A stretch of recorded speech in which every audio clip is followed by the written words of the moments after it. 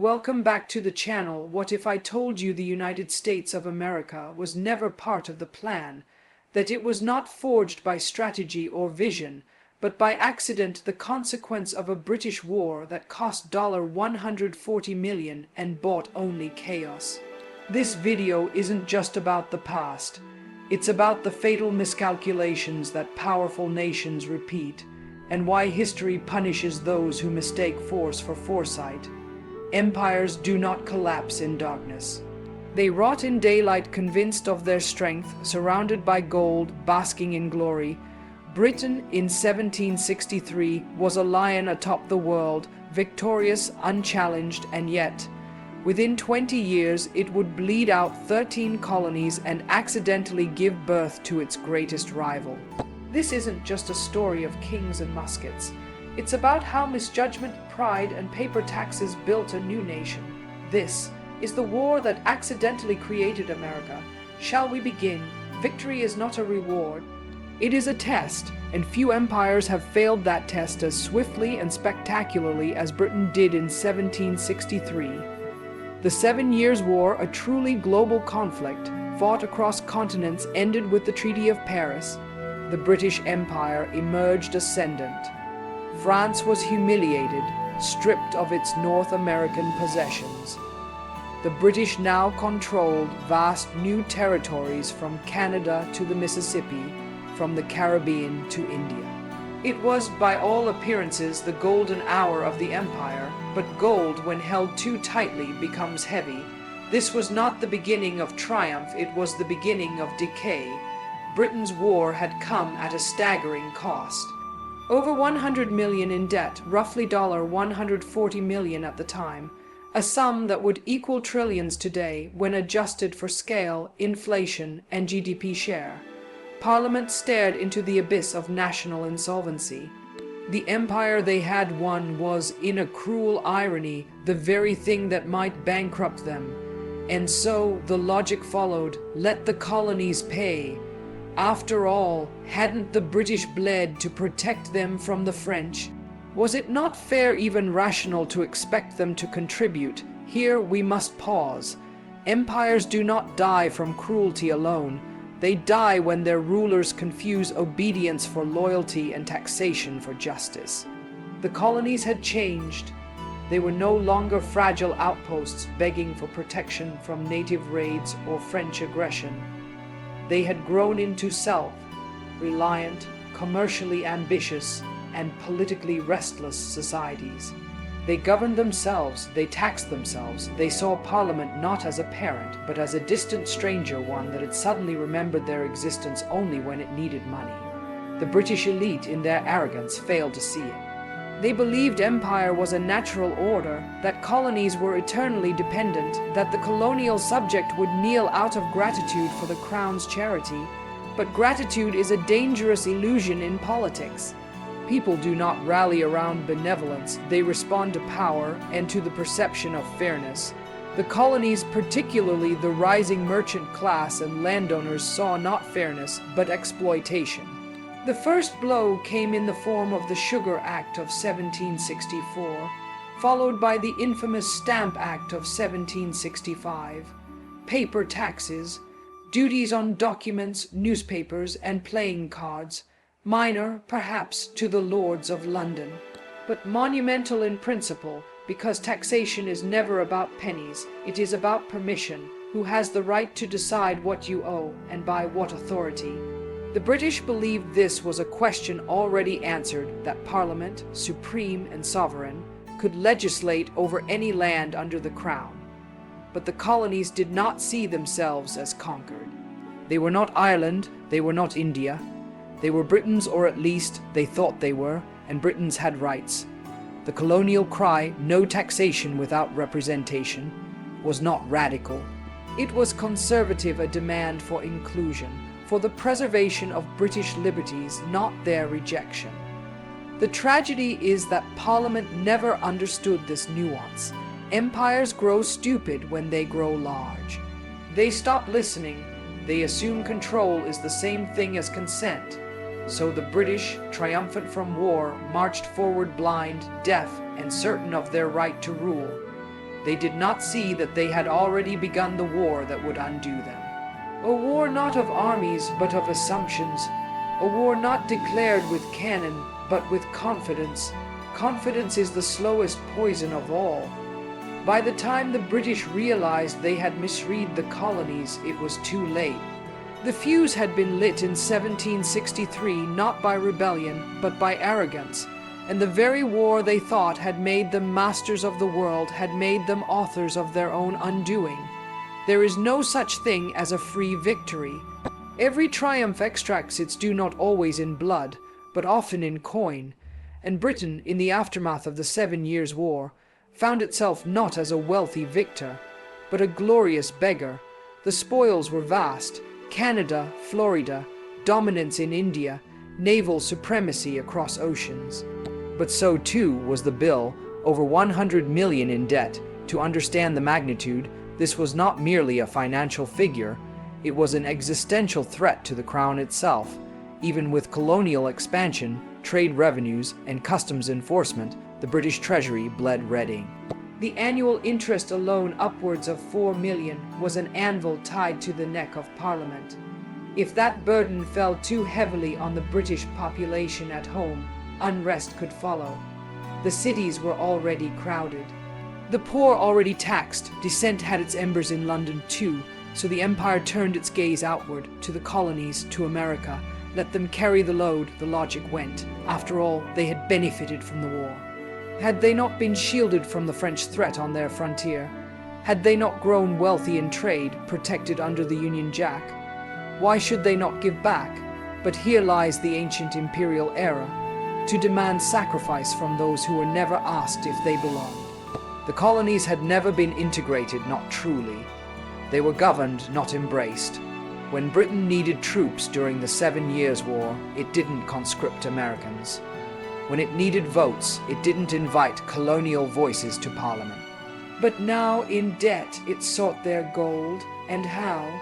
Through the Stamp Act, the Quartering Act, the Townshend Duties policies hastily designed in London boardrooms by men who had never set foot in Massachusetts, never walked the streets of Philadelphia, never felt the sting of frontier uncertainty or tasted the fragile autonomy of colonial life.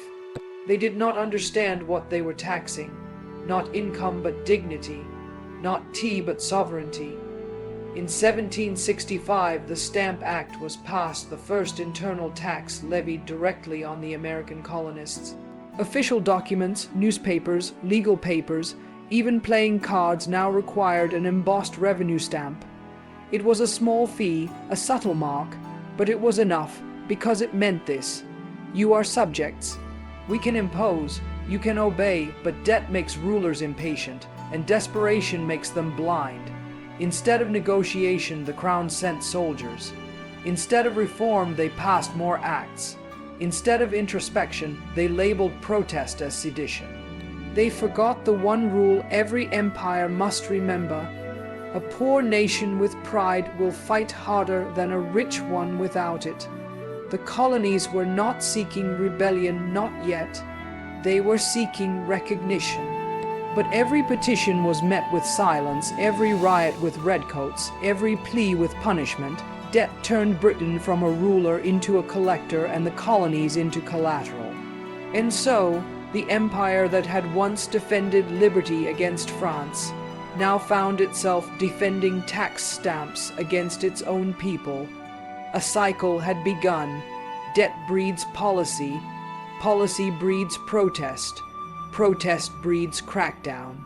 Crackdown breeds revolution. And behind it all was the shadow of that war, the war that Britain had won only to find itself enslaved by its own victory.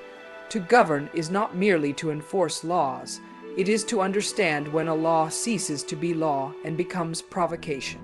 The British Crown had the legal right to tax the colonies, but legality is not legitimacy, and legitimacy, once broken, cannot be repaired with paperwork. The Stamp Act had been repealed, yes, after fierce colonial outcry and economic boycotts. British merchants, squeezed by collapsing trade, pressured Parliament to withdraw it. But this was not a retreat of understanding. It was a tactical delay. Pride merely slipped behind a new mask. In 1767 came the Townshend Act's a subtle return to form. Duties on glass, lead, paint, paper, and tea. External, not internal, claimed Chancellor Charles Townshend, as if changing the angle of attack would dull the blade. But the colonies understood the game. Taxation is not about the items taxed, it is about who wields the whip. And here we witness the fatal absence of vision. Britain no longer saw the colonies as partners in empire if it ever did. They were resources. Fields to harvest, but people are not fields. They do not yield fruit when pressed, they resist, especially when the hand pressing them has no eyes, no ears, and no skin in the land. Parliament had no colonial representatives. The British elite did not understand American realities. They imagined a quiet frontier filled with grateful farmers. What existed was a swelling generation of printers, tradesmen, philosophers, and radicals. Men and women born not in aristocratic comfort, but in struggle people whose liberty had never been granted, only wrestled.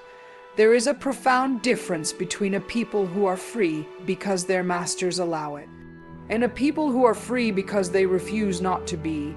Britain's taxes were not numbers, they were symbols.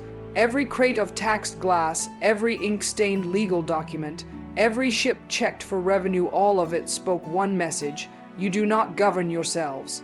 We do. The Americans responded not with fire, not yet, but with refusal. They boycotted British goods. They published essays, organized assemblies, and quietly tightened their own networks of trade and governance. This was the beginning of parallel power, a shadow system growing beneath the imperial frame. A wiser empire would have seen it. A stronger one would have adapted, but empires, like old men, rarely change their posture. They crack instead. When Boston resisted the Townshend duties, Britain sent soldiers a show of strength. But men with muskets do not inspire respect in streets filled with orators, pamphlets, and starving workers. Tensions flared, tempers snapped, and in 1770, snowballs turned to bullets. 5 men lay dead in the street, the Boston Massacre. But it was no massacre in military terms. It was a massacre of trust. And still the taxes continued. Even after repealing most of the Townshend Acts, one remained, the tax on tea, a single item, a single gesture, but gestures too are weapons. The Tea Act of 1773 wasn't just taxation. It was monopoly and imperial bailout for the East India Company at the colony's expense. It allowed the company to flood the colonies with cheap tea, undercutting smugglers, stripping choice, and reinforcing the message: we will tell you what to drink and what to pay for it. The result, you know it: Boston, a harbor, 342 chests of tea drowning in salt water and symbolism. This wasn't a riot, it was a funeral for illusion, for consent, for empire, and yet even then Britain did not understand. Because taxation without vision is not policy, it is suicide performed with quill and scroll. The question was no longer how to restore order. The question became how long until someone called it war.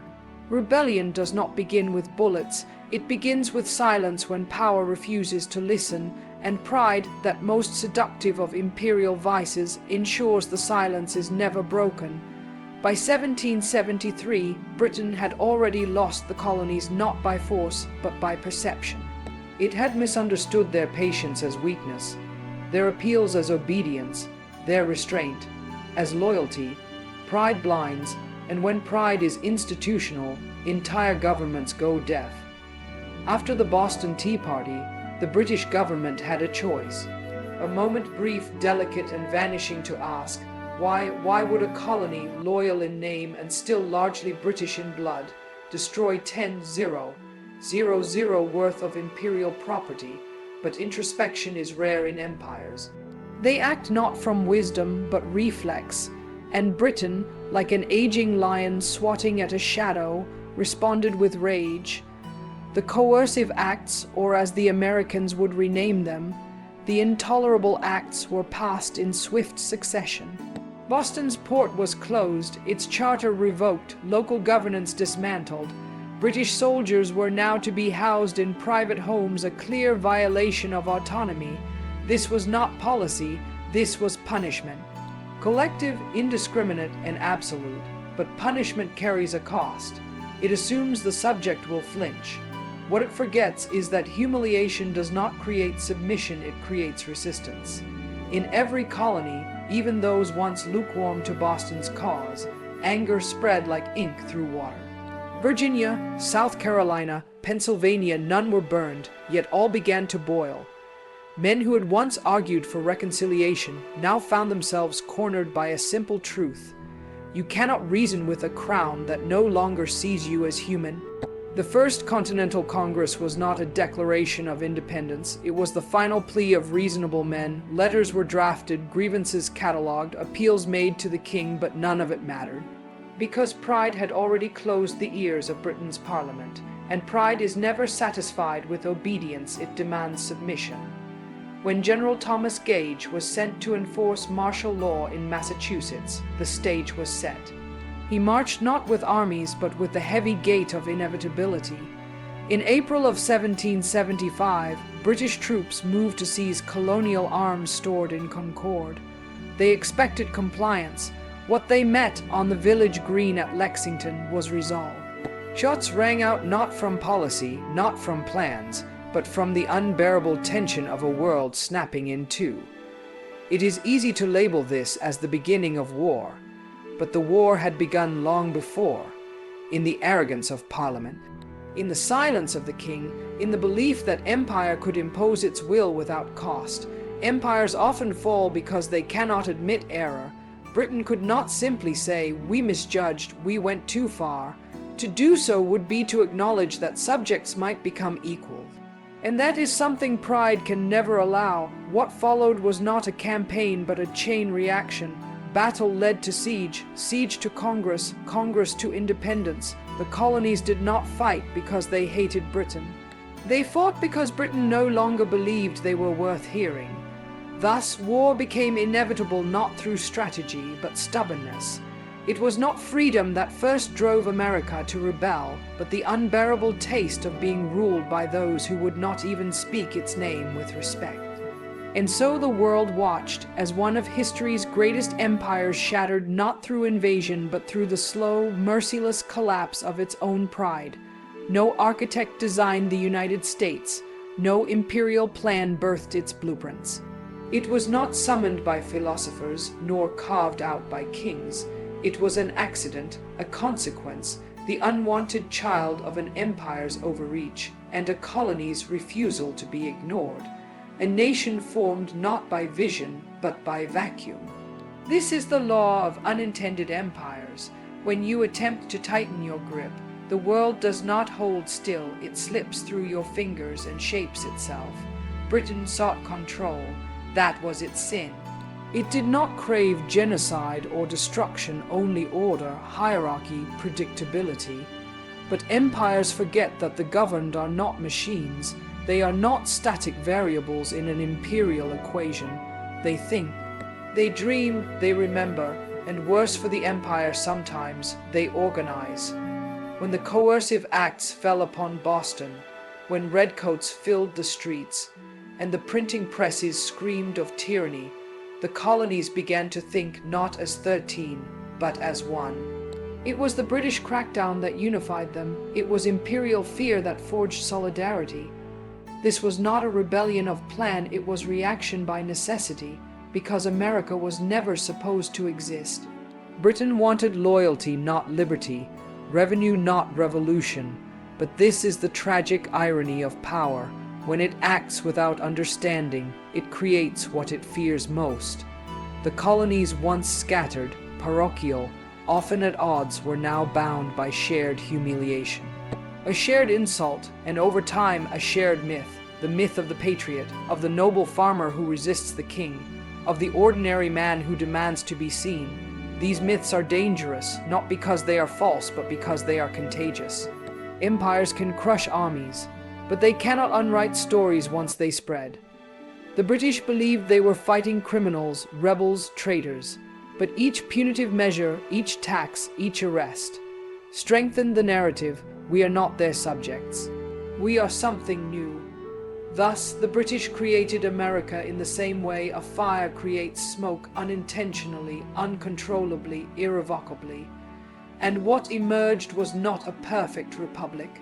It was a paradox, a nation demanding liberty while practicing slavery, a democracy led by elites, a land of freedom built on conquest and contradiction. But it was alive, and aliveness, that volatile mix of chaos, courage, and ambition, is more powerful than any imperial order. The British were never prepared for what they had made. They imagined resistance but not rebirth. They planned for riots, not revolutions. Empires fall not only because they are challenged, but because they accidentally create their successors. So it was in Rome, so it was in Byzantium, so it was in London. The war Britain thought would secure its dominance birthed the republic that would one day eclipse it, not by design, not by fate, but by the ungovernable nature of the human spirit and the blindness of those who believe they can rule it forever. History does not whisper, it howls, but only those unafraid to look behind the curtain ever truly hear it. The war that accidentally created America was not a singular event. It was a template, a pattern, an echo that returns again and again wherever empires mistake dominion for destiny. Britain's $140 million mistake was not just about money. It was a failure to understand people, to recognize that control is not the same as stability, that compliance is not the same as loyalty, and that resentment, when ignored, organizes. Now look around. In our own time, powerful nations still fight wars they cannot afford. They police borders they do not understand. They pass laws in capital cities about distant provinces whose people they've never listened to, let alone visited. Debt continues to fuel desperation, and taxation, literal or cultural, still triggers unrest when imposed by those too distant to comprehend its impact. The past is not dead. It lives in the language of every modern empire. It breathes through the corridors of parliaments, congresses, and palaces, when citizens become statistics, when loyalty is demanded but never earned, when protest is dismissed as treason, then the same fuse is lit. Just as Britain lit it in 1763, thinking gold would bind its colonies tighter, it never occurred to them that gold, when pulled by force, becomes a blade. Today's leaders still wear powdered wigs in spirit. They still march their armies for security. They still respond to discontent not with humility, but with pride wrapped in protocol. And people, whether in Boston or Belarus, Detroit or Delhi, still rise the same way. Not at first, not loudly, but gradually, through silence, through anger, through story, until one day the harbor is full of tea, and no one remembers the exact moment when rebellion became inevitable. That is the curse of imperial blindness. By the time power realizes its mistake, it has already created its own replacement. So what then is the lesson? It is not that revolution is noble, nor that every empire deserves collapse. It is that governance without listening leads to chaos, that those who refuse to see the humanity of the ruled will awaken one morning to find they are no longer rulers at all. America was not meant to exist, but it does, because one empire mistook silence for consent and arrogance for order, and in doing so they built their greatest rival unintentionally, permanently, fatally. So the next time you hear of a great power tightening its grip, sending troops, writing decrees, ignoring the unrest beneath its feet, remember this: empires do not fall because of enemies.